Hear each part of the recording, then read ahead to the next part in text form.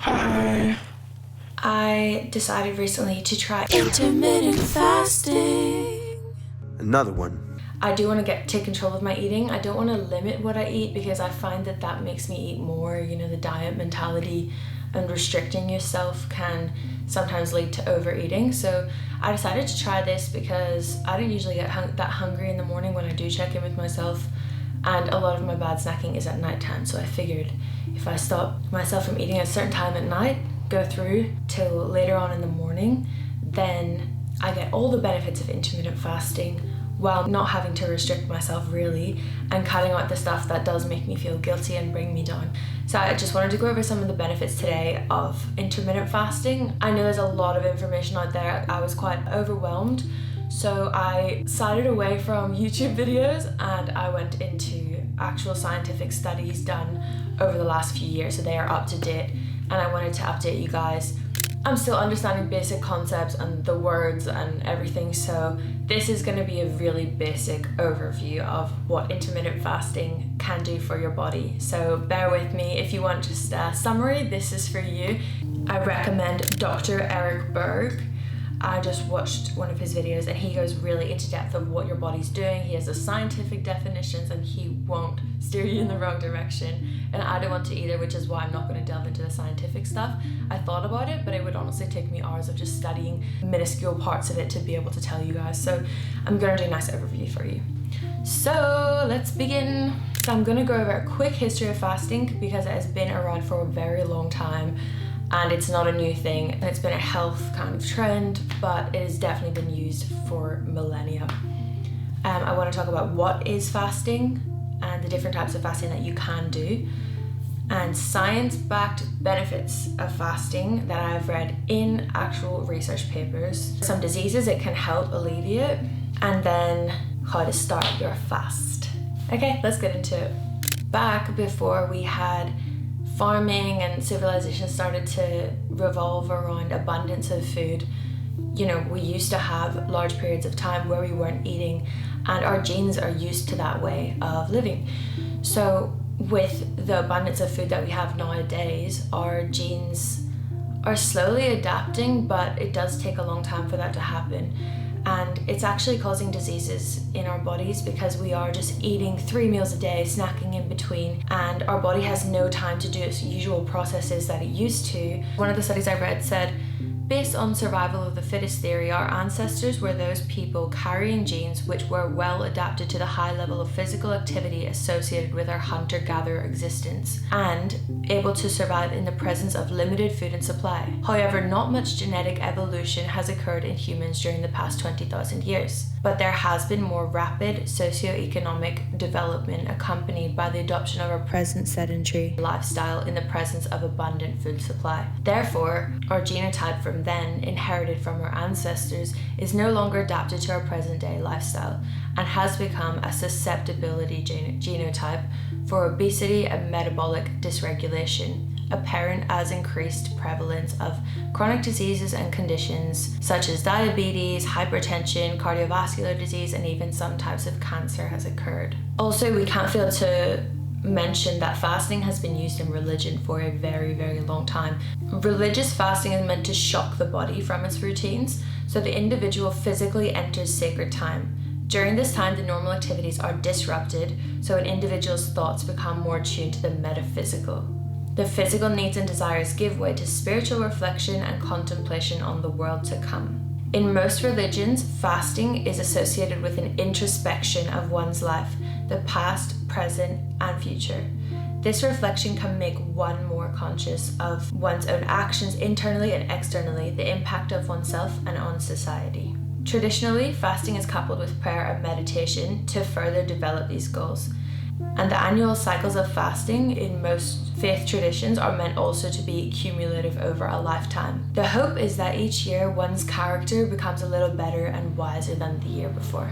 In Jain and Islamic traditions, through the idea of fasting of the heart-mind, this means it's not just the body that goes through a detox, but also the mind and the soul, as people learn to control their 5 senses during fasting. So fasting is much more than just denying the body. Physical deprivation of food up to a healthy point can allow the mind to enter new states of awareness and understanding. By acknowledging this, we can tap into the joy, uncover new ways of being, and sustain this physical discipline over a lifetime, as religious people have for millennia.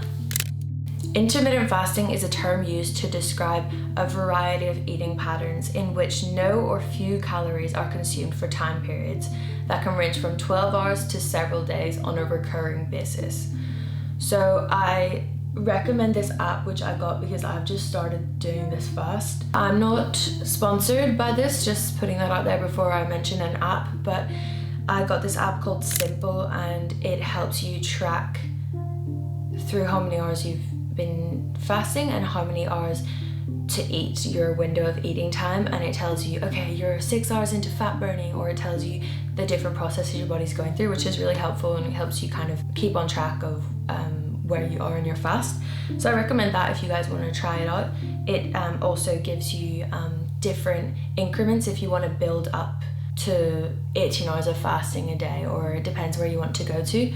I was trying to look online and in these papers for the optimal time to fast and the optimal time to eat, and it really just depends on your own preferences, your routine, what's good for you, if you have any underlying health conditions. So I recommend just trying what you think you can handle and then adjust from there. And if you don't want to fast every day, like you feel like maybe in the morning you need that boost of energy, you don't technically need it, but if you feel like you do and you have work and you know you're not going to have a break for a long time, you can adjust the time. So maybe you stop eating earlier in the night, or you can try 5 days normal eating and 2 days restricted calories and do it that way. So there's lots of different ways to do it. Have a look online and see what best suits you, your schedule, and the type of person you are. On to some of the science-backed benefits of fasting. So different patterns of intermittent fasting have been extensively studied in human subjects and animal models, and are proven to improve numerous health conditions such as obesity, impaired glucose tolerance, hypertension, fertility problems, liver impairment, and neurodegenerative diseases. So the concept of fasting physiology refers to changes in cellular responses due to restriction of food intake, so that cells rely less on glucose and more on ketone body-like carbon as fuel sources, which is reported to improve glucose homeostasis, mitochondrial function, and DNA repair. So the metabolic changes are reported to consume fat, causing weight loss, as well as provide a more diverse gut flora. And during fasting, defenses against oxidative and metabolic stress and removal of damaged molecules are also enhanced. So a few diseases, and there's many more, I'm only mentioning a few here that fasting can help, is obesity and diabetes. For example, on the island of Okinawa in Japan, the traditional population typically maintains a regime of intermittent fasting and has low rates of obesity and diabetes, as well as extreme longevity. So 2 recent studies show that daily caloric restriction or intermittent fasting reverse insulin resistance in patients with pre-diabetes or type 2 diabetes. And as we spoke about before, it can reduce obesity by helping you lose weight, because as the body stops storing glucose and these other things that lead to us being overweight, it starts creating a different energy source where it uses stored sugars and fats, and it actually feeds our body this way, meaning we're losing weight at the same time and we can maintain a healthier weight. In one trial, 16 healthy participants assigned to a regime of alternate day fasting for 22 days lost 2.5% of their initial weight and 4% of fat mass, with a 57% decrease in fasting insulin levels. In 2 other trials, overweight women were assigned to either a 5-2 intermittent fasting regime or a 25% reduction in daily caloric intake.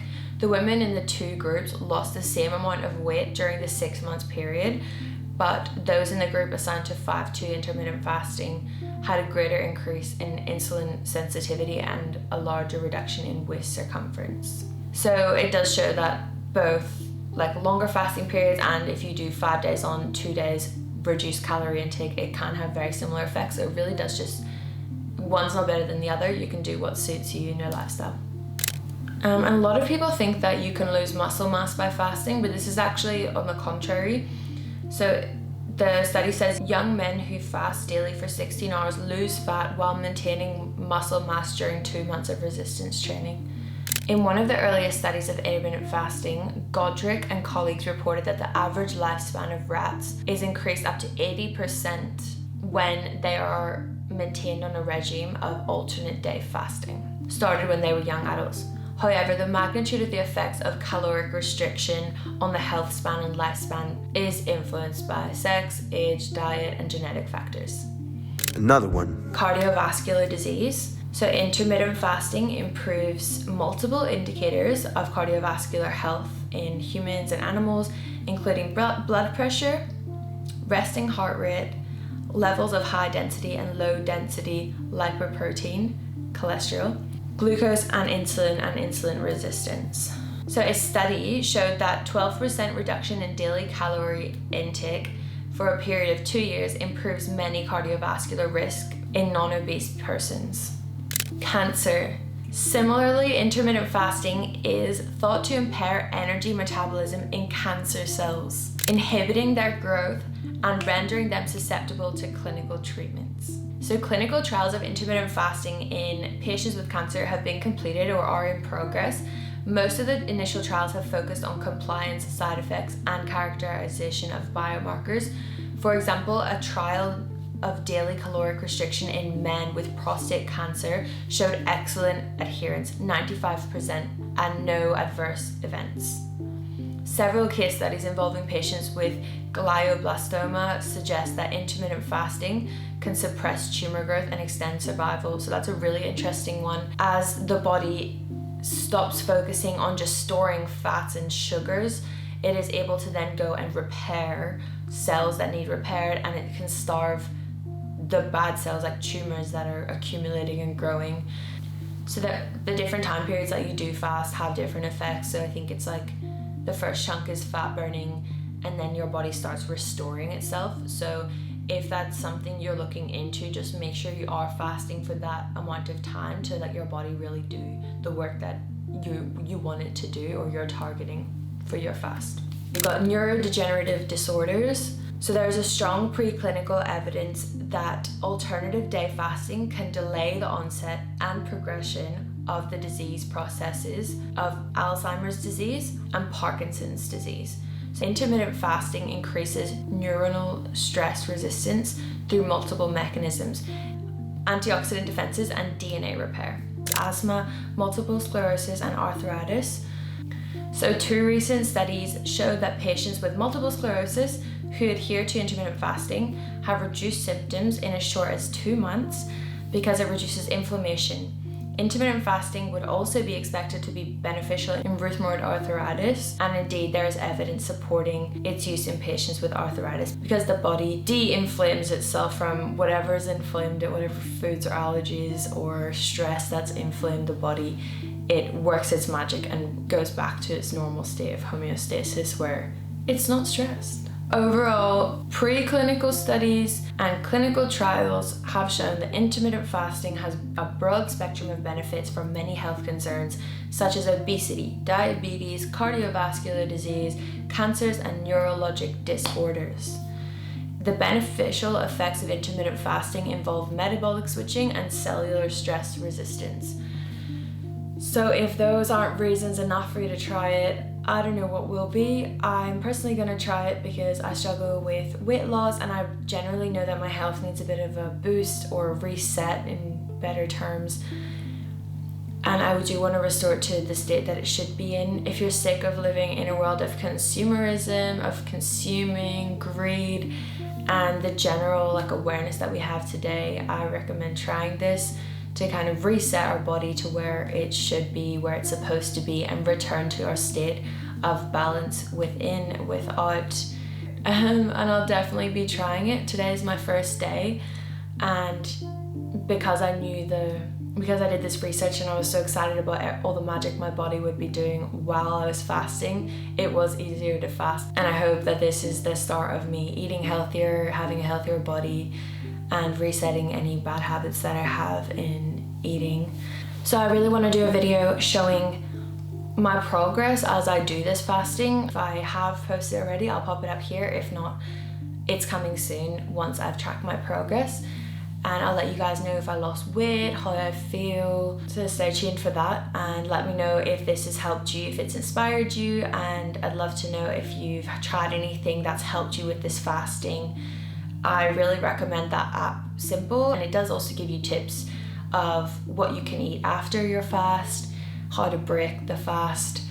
And I made my first mistake by not reading that article because I broke my fast with a huge bowl of porridge and like bananas and peanut butter and everything on top, and I nearly fell asleep halfway through eating it because my body was not working on digesting food, and all of a sudden I'm eating this like dense porridge and my body was so focused on digestion that I got really tired and wanted to sleep after, you know, doing my morning routine. I usually feel really energized, but I literally wanted to nap. So yeah, if you're breaking a fast, especially your first fast, eat a small meal to kind of ease your body back into digesting and being in a state where we're eating again. Thanks for watching. Sorry I'm not very sciencey. I hope this was informative enough for you and has inspired you to try intermittent fasting, because it does, from the research I've read, benefit your life in a multitude of ways. And it is just returning to our natural state and giving our body what it needs to do its work and do its magic. So yeah, thanks for watching. I'd appreciate if you subscribe and like to support my channel as I'm just starting out. I'll catch you in the next one. Bye.